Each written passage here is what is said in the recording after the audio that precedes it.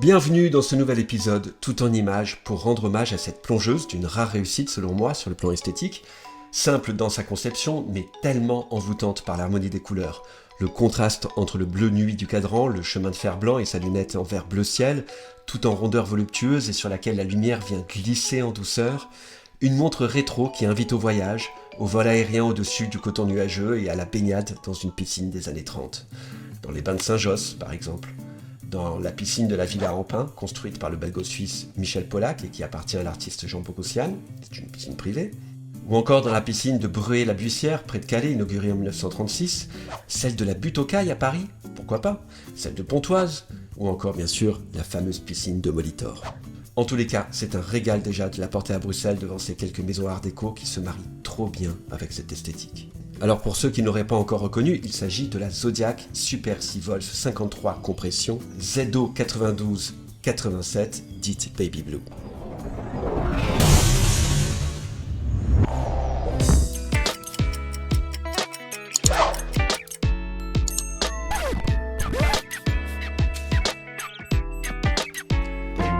Je vous avais présenté la ZO 9203 dans le 3e épisode de la chaîne. Je vous y renvoie si vous voulez en savoir un peu plus sur Zodiac, maison horlogère fondée en 1882 et rachetée en 2001 par le groupe Fossil. Zodiac avait lancé ses premières 6 Wolf en 1953, d'où leur petit nom actuel, la Super 6 Wolf 53, mais ce n'est qu'après avoir été présentée au pavillon des montres suisses à la World's Fair à New York en 1964 qu'elle fut véritablement adoptée par le public, qui l'identifie encore aujourd'hui aux US Navy Seals et à la guerre du Vietnam. Je vous invite à consulter le site de Zodiac sur lequel ils ont eu la bonne idée de mettre en valeur leur héritage, si vous voulez en savoir davantage sur cette maison horlogère. La ZO 9287 est une très belle montre, issue d'un très bel héritage. Même si Zodiac appartient maintenant à Fossil, il faut rappeler que leur manufacture située à Le Locle en Suisse demeure à taille humaine.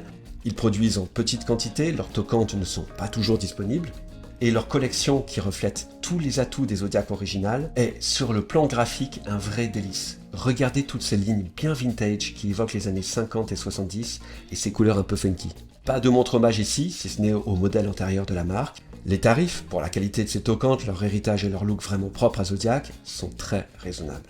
Si vous voulez mon avis, Zodiac est encore assez sous-évalué, mais attention, la valeur de leur montre vintage semble monter, ce qui donne une meilleure cote à la marque et peut faire augmenter les prix. Ils ont déjà un peu augmenté d'ailleurs. Le boîtier de cette Baby Blue mesure 40 mm de diamètre, mais il paraît relativement petit, sans doute en raison du cadran central dont la couleur bleu nuit ne prend qu'une partie de la totalité du cadran. L'autre partie, en circonférence, et sur une largeur de 2 mm, accueille le chemin de fer sur un fond blanc, et vient ensuite la lunette en bleu clair. L'ensemble apparaît très aéré, voire aérien, et ne surcharge en rien le poignet.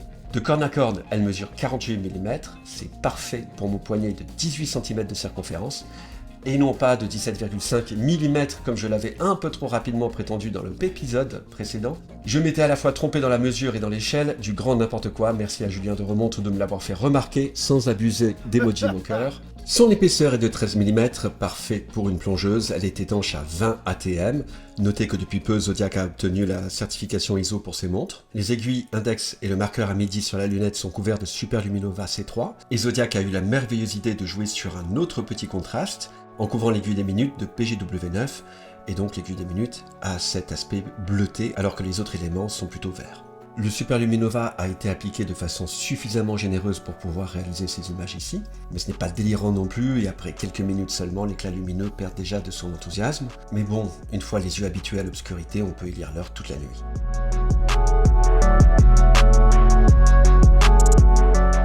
Et le marqueur sur la lunette à midi est plus lumineux que le reste. On dirait un petit phare dont l'intensité lumineuse va permettre aux dormeurs de se repérer dans ces divagations oniriques et d'éviter que quelques sirènes ne l'empêchent de remonter à la surface du sommeil.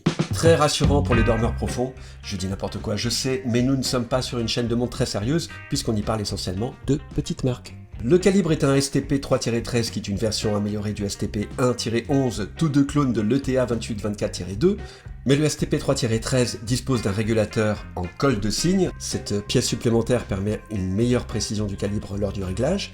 Alors qu'est-ce que j'en pense ? Eh bien, le STP 3-13 de cette toquante est calibré pour une précision de -2 à +5 secondes par jour.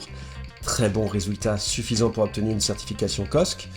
Je vous rappelle cependant que pour obtenir la certification officielle de chronomètre COSC, un mouvement doit passer des tests dans 5 positions et surtout 3 températures différentes, 8 degrés, 28 degrés et 38 degrés, et ce sur une période de test de 15 jours, après quoi la variation moyenne quotidienne de marche doit être de -4 à +6 secondes maximum.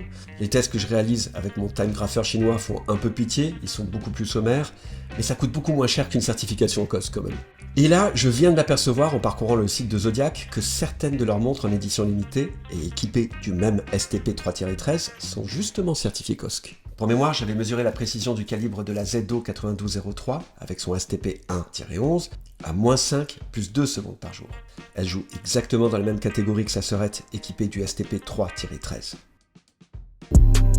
Je ne pense que du bien de ces mouvements qui sont d'une très belle précision, joliment décorés en général lorsque la montre est équipée d'un fond de bois de transparence, ce qui n'est pas le cas ici. Ce mouvement oscille à 28 800 alternances par heure et offre une réserve de marche raisonnable de 44 heures. A l'origine, les Seawolf embarquaient le calibre automatique 70-72, issu d'une collaboration avec ETA. Il faut savoir qu'une Zodiac Seawolf vintage avec lunettes bleues et cadran blanc en bon état est actuellement présentée sur le marché de l'occasion aux alentours de 2000 €, et elles sont plutôt difficiles à trouver en Europe en plus. Apparemment, les mouvements 70-72 non encore révisés fonctionnent toujours, j'aimerais beaucoup en trouver une.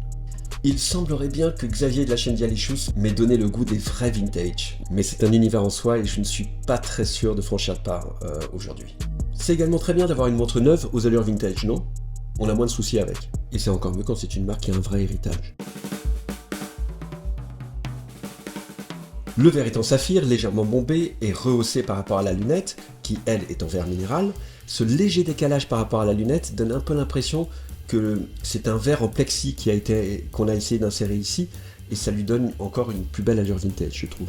Le fond de boîte est plein et arbore un joli logo Zodiac en son centre. Oui, le logo du tueur en série. Encore une fois, allez voir cette vidéo dont je vous ai parlé sur la ZO 9203. On y parle du lien entre la marque et le fameux tueur en série.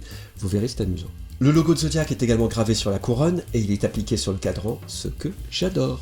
Quant au bracelet, alors ici encore je me suis détourné du bracelet d'origine, très peu pratique et dont l'épaisseur ne rendait pas suffisamment hommage à la légèreté de cette toquante, alors je lui ai attribué ce bracelet en cuir retourné, bleu nuit, que j'avais acheté chez Briston.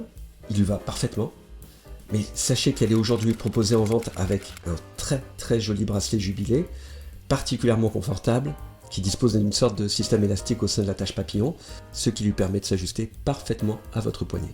Et cette montre ira merveilleusement bien au super-héros de l'univers Marvel, Angel, un des fameux X-Men qui est apparu en 1963, une année avant que la Zodiac Seawolf ne se fasse connaître à la World's Fair à New York. Moi je trouve que Angel nous invite à voyager dans les nuages, un peu comme cette plongeuse. Ce qui est un paradoxe, j'admets. Mais la mer ne doit-elle pas son bleu à la couleur du ciel? Son prix maintenant, son prix est de 1290 € chez Okara et chez Aurel. Alors pour les critiques, bon, mes critiques seront assez sommaires, mais j'en ai quand même quelques-unes à évoquer. Première critique, la lunette de cette toquante est en verre minéral. Mais pourquoi pas en saphir?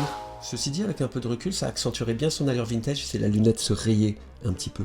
Deuxième critique, les STP sont de bons, voire très bons mouvements, mais la date de cet exemplaire change à 23h45 et non pas à minuit. Alors c'est peut-être pas un problème de STP, c'est un tout petit détail, mais qui peut laisser entendre qu'il y a encore quelques petits efforts à faire du côté du contrôle qualité chez Zodiac. Et puis la dernière fois que j'avais testé le service client de chez Zodiac, je ne les avais pas trouvés très réactifs. C'était il y a 2 ans à peu près, alors espérons qu'ils se soient améliorés sur ce point. Enfin, je suis pas super enthousiasmé par la manière dont Zodiac nous présente ses collections. On n'y comprend pas grand chose. Il semblerait que leur Zodiac Seawolf porte à peu près tout le même nom, qui varie parfois. Ici apparaît le terme de compression, parfois il disparaît. Il présente aussi cette Baby Blue comme étant l'un des 8 coloris de sa catégorie, mais dans cette catégorie on retrouve des montres qui ont un aspect un peu différent, au niveau des aiguilles notamment. Et puis on se rend compte que parmi ces 8 coloris, la fameuse Bleu Nuit avec l'aiguille des minutes orange n'y figure pas. Elle est pourtant présentée sur la première page du site aux côtés de ses 2 sœurs, dont la Baby Blue. Bref, moi j'y comprends absolument rien. Et en plus, Zodiac ne délivre pas certaines informations de base dans les caractéristiques de leur montre, par exemple l'intitulé de leur mouvement. On ne sait pas si ce sont des STP ou autre chose. La qualité du verre, est-ce que c'est un verre saphir, est-ce que c'est un verre minéral, est-ce que c'est du plexi, l'épaisseur de la toquante, etc., etc. Il faut faire les recherches soi-même si on veut savoir. Ou regarder les vidéos de Chroloflexion, bien sûr. Sur les aspects positifs, alors je pense que vous les avez compris, c'est essentiellement un design et des couleurs d'enfer, une belle histoire dans lingerie aussi, l'aspect vintage, la qualité de fabrication, Ah, et j'ai oublié de vous faire écouter le son de la lunette, un très joli clic, écoutez ça. Et aucun jeu. Il y a aussi les index et le logo appliqué, vous savez que j'adore ça. L'étanchéité à 200 mètres, ce qui en fait une vraie plongeuse. La lunette en verre, c'est pas en saphir, d'accord, mais d'un point de vue esthétique, la lunette est top. Il y a aussi ce bracelet jubilé avec l'ajustement élastique et un très bon mouvement qu'on pourrait presque qualifier de in-house puisqu'il est fabriqué par la manufacture STP pour Swiss Technology Production, qui est située au Tessin, en Suisse, et qui appartient également au groupe Fossil. Fondé en 2006, il a fallu 4 années de recherche et de développement à STP pour sortir ce calibre. Alors oui, certains diront qu'il s'agit d'un simple clone de l'État, mais j'ai l'intuition que c'est un peu plus que ça. Je peux me tromper, vous me direz dans les commentaires. Alors n'hésitez pas à me dire ce que vous pensez de cette petite zozo, je suis très curieux de le savoir. Sur ce, je vous souhaite plein de belles choses, à très bientôt sur YouTube, Insta ou dans un petit troquet, pourquoi pas.